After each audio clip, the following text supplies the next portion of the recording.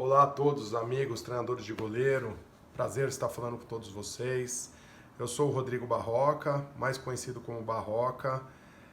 Em primeiro lugar, eu queria agradecer ao Guto e à BTG pela iniciativa em fazer esse projeto neste momento de pandemia que está todo mundo parado, né? Todo mundo se atualizando, tentando estudar da melhor forma, e nada melhor do que esse bate-papo que o Guto tomou a iniciativa entre nós, treinadores de goleiro. Tenho certeza que vai enriquecer muito a todos nós, né? Todo mundo ouve um pouquinho, seja em qualquer curso que a gente está fazendo, ou qualquer matéria que a gente está lendo, sempre a gente pega alguma coisinha para a gente utilizar no nosso dia a dia.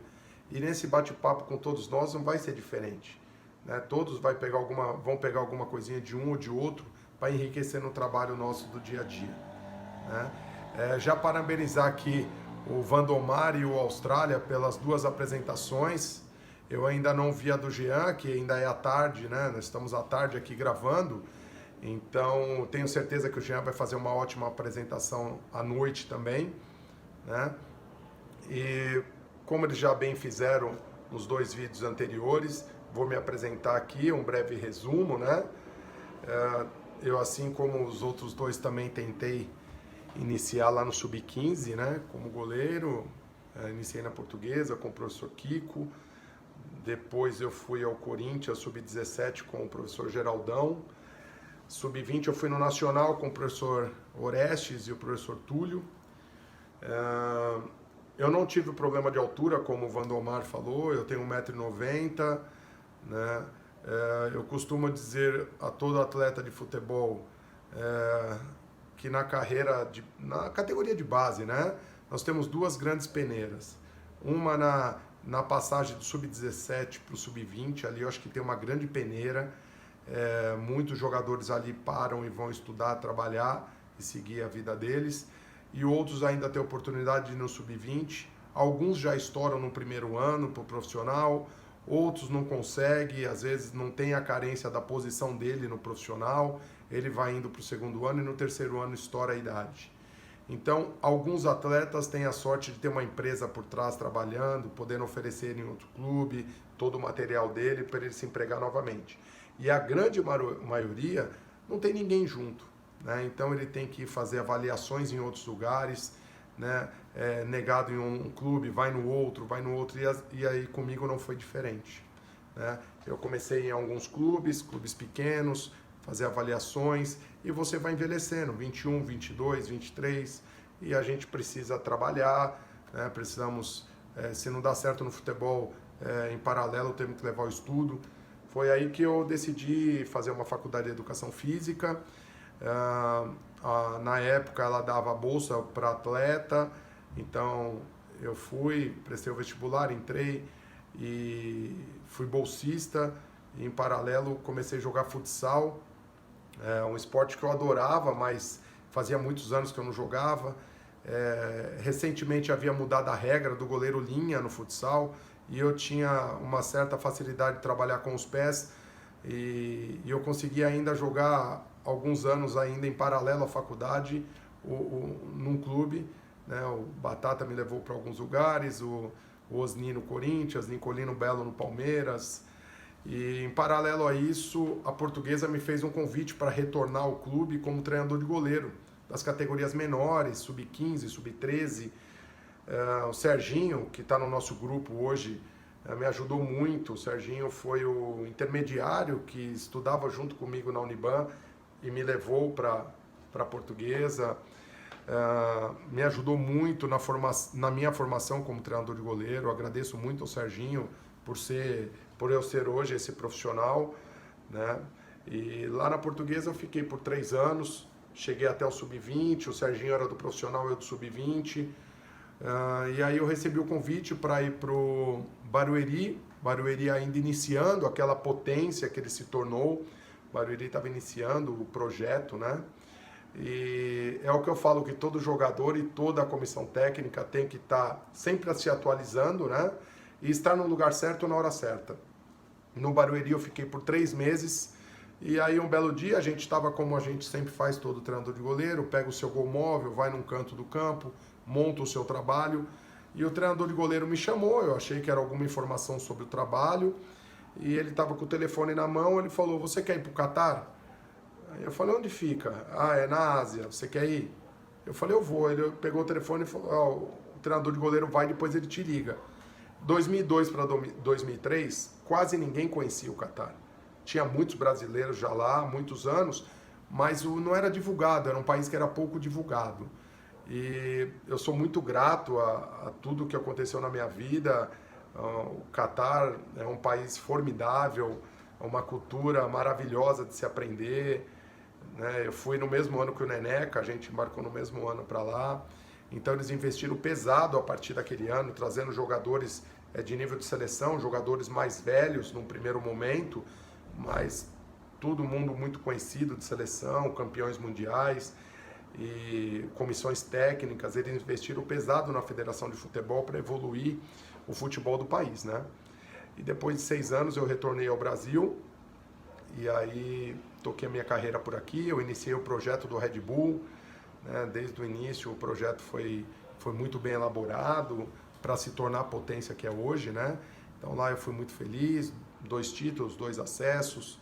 O Rodrigo Bruns, que é hoje do profissional, na época ele veio para comandar o Sub-20, então a gente fez um projeto bem legal de formação de goleiros.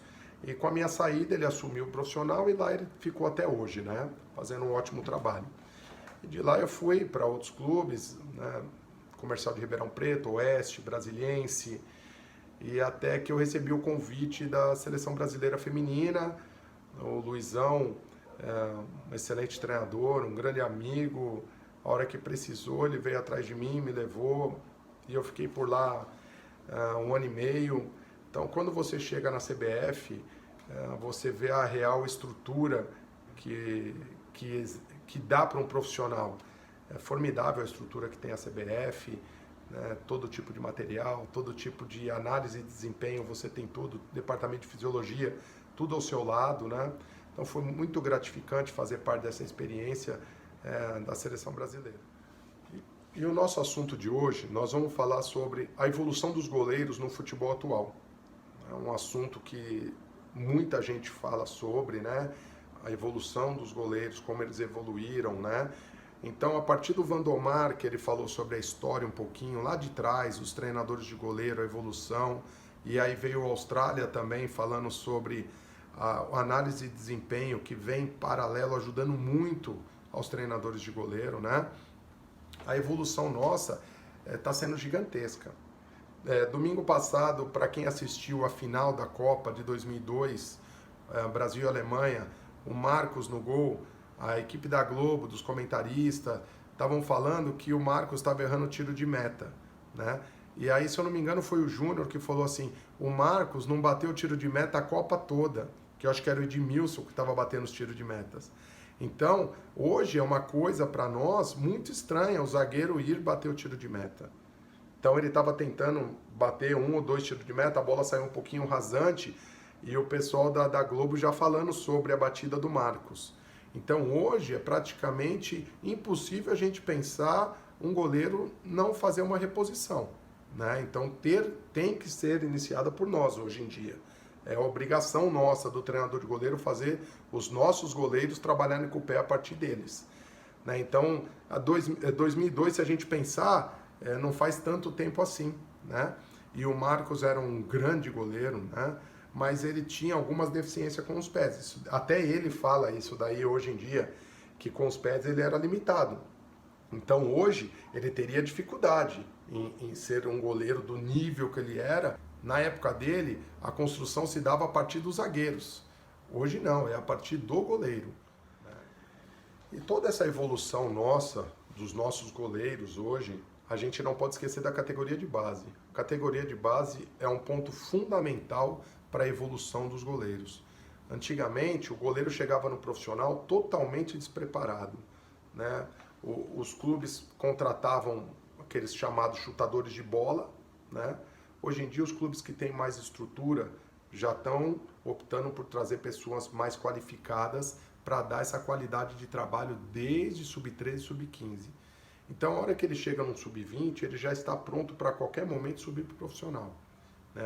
Os clubes mais estruturados. Os clubes com menos estrutura ainda continuam com o mesmo problema da parte financeira. Eu acho que, de uma forma geral, a gente ainda tem que ser muito mais valorizado, tanto dentro da comissão quanto no ponto financeiro, né? Mas os clubes estruturados já estão começando a investir mais no profissional de alto nível, né? Eu queria só dar uma repassadinha em cima do que o Vandomar falou sobre os materiais. Ele mostrou inúmeros materiais, era muito rico o vídeo dele, material. Isso daí é algo que veio nos ajudar muito, muito, muito no trabalho dos goleiros. Hoje em dia a gente tem material, assim, se contar, tem mais de 30 tipos de materiais que nos auxiliam no dia a dia, né? E o Austrália, ele falou sobre análise de desempenho. Então, a análise de desempenho é muito legal. Eu tive essa prova dentro da CBF, a gente tinha drone, tinha todo tipo de material que dava o feedback pós-treino, pós-jogo, pré-jogo, como ele bem falou. Isso daí é muito legal, do drone para ver o posicionamento do goleiro é excelente, né? Nós que hoje cobramos o goleiro para jogar mais fora do gol, então na construção ofensiva a gente vê o time saindo e o goleiro acompanhando lá fora também. Então o drone mostrava bem isso pra gente. Então eu sentava com as meninas depois, que o profissional ele só acredita vendo a imagem. Às vezes ele ouve você, mas a hora que acaba o papo, ele fala, não foi isso, não, acho que eu estava certo, né? E ele vendo a imagem, ele percebe o erro dele, aonde ele tem que ajustar, onde ele tem que melhorar. E em cima disso, eu também passei por um clube sem estrutura, que não tinha análise de desempenho. Então, o Austrália também falou, o treinador de goleiro é importantíssimo ficar próximo do treino, próximo. Ele vivenciar aquele momento ali, né? Não vai ficar lá no escanteio, não vai ficar na lateral, principalmente o pessoal mais novo que está iniciando agora, né? Fica próximo do seu goleiro. Eu costumo dizer que o goleiro que erra no fim de semana, dependendo do tipo do erro dele, ele já demonstra na semana a deficiência. Às vezes é um posicionamento errado numa bola de fundo que vai ser cruzada, ele está mal posicionado, a bola é cruzada, ele erra no treino, aí o profissional que está com ele não corrige, ele erra novamente, chega no fim de semana, ele erra a mesma bola. Então eu costumo falar que o goleiro ele demonstra o erro dele. Então eu gosto muito de participar do treino, ficar próximo deles ali, próximo da baliza. Geralmente um clube profissional como a gente trabalha, são 3 goleiros, às vezes tem um do sub-20, 4 goleiros, né? Eu costumo sempre trocar essa figurinha na hora que eles vão revezando, converso com eles, um ajuste um pouquinho mais para fora, um posicionamento, uma voz de comando. Isso daí eu acho que é muito importante. Eu acho que o treinador de goleiro, ele tem que estudar o atleta que ele está recebendo. Então ele já está no clube há muitos anos, vai ser contratado um novo goleiro, ele tem que fazer um estudo sobre esse atleta para saber os pontos positivos deles, aonde ele tem que evoluir. Eu acho que isso daí é o principal do treinador de goleiro hoje em dia, estudar o atleta, né? E eu acredito que tem alguns fatores hoje em dia muito mais importante que aquela mão trocada, que aquela defesa bonita do goleiro. A gente tem que sempre trabalhar a técnica, isso daí é indiscutível. Mas alguns fatores hoje em dia eram pouco observados lá atrás. Então essa é o que eu considero a evolução do futebol. A primeira coisa é que todo mundo já sabe, que o goleiro hoje em dia joga fora do gol. Então hoje o goleiro é um líbero, devido às linhas jogarem muito compactas uma das outras. O goleiro hoje em dia joga muito avançado, o goleiro joga como se fosse um líbero. Isso daí eu aprendi lá atrás, 2005, fui fazer um estágio lá no Barcelona, fiquei uma semana com eles lá no Catar, eles foram treinar lá, e o Valdez, eu vi fazendo muito trabalho desse daí, foi muito interessante, muito enriquecedor para o meu futuro como treinador, né? Então acho que esse daí é o principal ponto hoje em dia que todo mundo fala, que o goleiro joga como um líbero, que o goleiro inicia a construção ofensiva através dele e não através do zagueiro, como era antigamente, né? Então é muito importante hoje em dia a categoria de base já formar o goleiro da base trabalhando bem com os pés, trabalhando bem com ambas as pernas, direita e esquerda. Isso daí eu acho muito importante. na minha opinião, o segundo fator importante é a leitura de jogo. Leitura de jogo hoje em dia é primordial para um goleiro obter sucesso em qualquer tipo da defesa que ele vai realizar, né? A leitura de jogo é muito, muito importante. Outro fator, posicionamento. Posicionamento, hoje em dia, eu acho que é o que diferencia o goleiro do sucesso da defesa ou fracasso. É o posicionamento, né? E a tomada de decisão é outro item importantíssimo, né? A tomada de decisão, o goleiro tem milésimo de segundo para tomar uma decisão, se ele sai na bola, se ele fica, são milésimos. Outro fator que é importantíssimo também é a voz de comando. Hoje em dia o goleiro, através da voz de comando, ele consegue evitar um gol, né? Às vezes o zagueiro está olhando para a bola no momento do cruzamento, o atacante se desloca atrás dele para realizar um cabeceio, uma finalização a gol. O goleiro avisa o zagueiro que nas costas dele tem um oponente. O zagueiro dá 2 passos para trás, o cruzamento vem, ele tira a bola e a bola nem vai para o gol. Então a voz de comando hoje em dia é muito importante para ajustar o setor defensivo. Isso daí é muito importante, né? E nada disso você consegue fazer se a parte psicológica não estiver boa. Isso daí é um item muito, muito importante hoje em dia no futebol. O goleiro bem concentrado, ele consegue exercer qualquer um desses fatores com excelência. O goleiro ele tem que estar 100% concentrado o jogo todo. O goleiro, com uma falha de concentração, ele toma atitude errada, ele não consegue ter uma voz de comando com seus atletas na hora certa, ele tem um mau posicionamento dentro de campo, né? E se jogar como líbero, então, o goleiro com a falta de concentração leva ele ao erro. E agora que a gente está chegando próximo do final do nosso bate-papo, eu resolvi separar alguns videozinhos, né, onde eu vou colocar algumas situações para os nossos amigos, tanto do goleiro como líbero, né? Hoje em dia todo mundo, acho que o goleiro que mais colocou para nós a forma de um goleiro jogar como líbero foi o Manuel Neuer. Eu separei um videozinho bem rapidinho dele. Separei também um vídeo do Ederson. Eu acho que ele com os pés ele é muito bom. Isso também depende do time.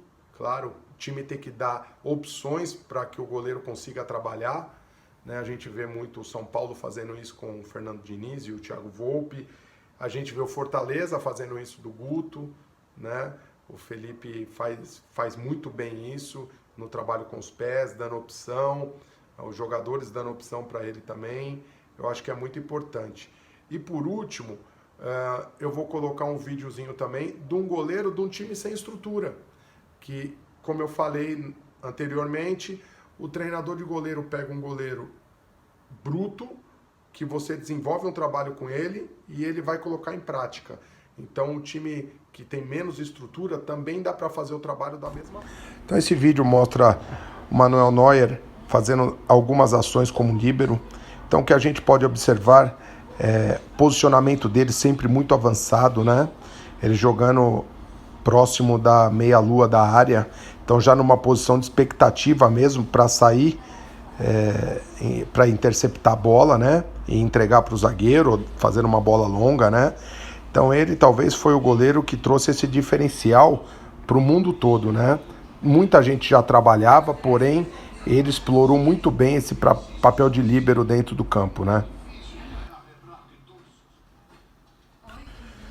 Nesse vídeo do Ederson mostra todo o trabalho que ele realiza no Manchester City com os pés, né? Realizando a construção defensiva da equipe, sendo sempre a partir dele e não a partir dos zagueiros, como era antigamente, né? Então essa daí é uma grande evolução dos goleiros também. O goleiro atual hoje inicia-se toda a construção através dele. Então a gente pode perceber que todo o trabalho dele tem por volta de 5 a 6 jogadores dando opção para ele jogar também. Isso daí facilita muito o trabalho do goleiro.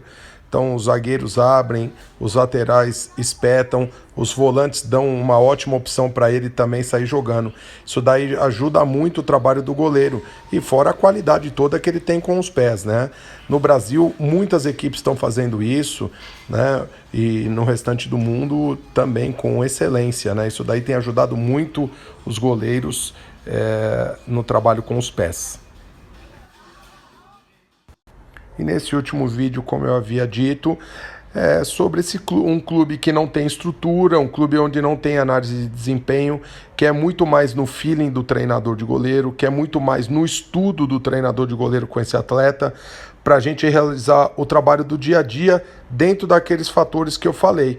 Então, o goleiro num ótimo posicionamento, o goleiro com uma ótima voz de comando, uma boa leitura de jogo, que nem nessa bola agora a bola foi no fundo para ser cruzada, ele não ficou no pau, ele já foi para dentro, senão jamais ele ia interceptar essa bola onde ele fez, né? Então isso daí no dia a dia o goleiro vai desenvolvendo o trabalho durante a semana e no dia do jogo a gente vê ótimas ações de um atleta como esse, né? Então, nessa bola, um contra-ataque, ele já está lá fora, que foi uma bola de escanteio, ele consegue interceptar a tempo a bola para a lateral. Então, eu quis demonstrar que tanto no futebol de alto nível, onde é muito, muito estruturado, ou quanto esse que tem muito menos estrutura, dá para fazer o trabalho da mesma forma. O trabalho e o resultado vão ser satisfatórios. Então, agora ele na construção defensiva, o campo não tem, o gramado é de péssima qualidade, a bola vem quicando, compromete muito o domínio do goleiro, entendeu? Então a gente tem que estar muito concentrado para que o nosso passe, o nosso domínio seja bom, para o nosso passe ser com excelência, né? E eu espero que esses vídeos tenham ajudado bastante os colegas também, né? E já já a gente vai abrir para as dúvidas, para algumas perguntas, né? Bom, meus amigos, e chegamos ao final do nosso vídeo. Peço desculpas se me alonguei um pouquinho no tempo. Eu fiz a opção de colocar alguns videozinhos no final para não ficar cansativo, até para ter algo para a gente discutir também, se for o caso. Então, estou aberto a perguntas, tá bom? Um grande abraço a vocês. Agradeço de coração ao Guto, à BTG pelo convite, tá bom? Grande abraço, fiquem com Deus.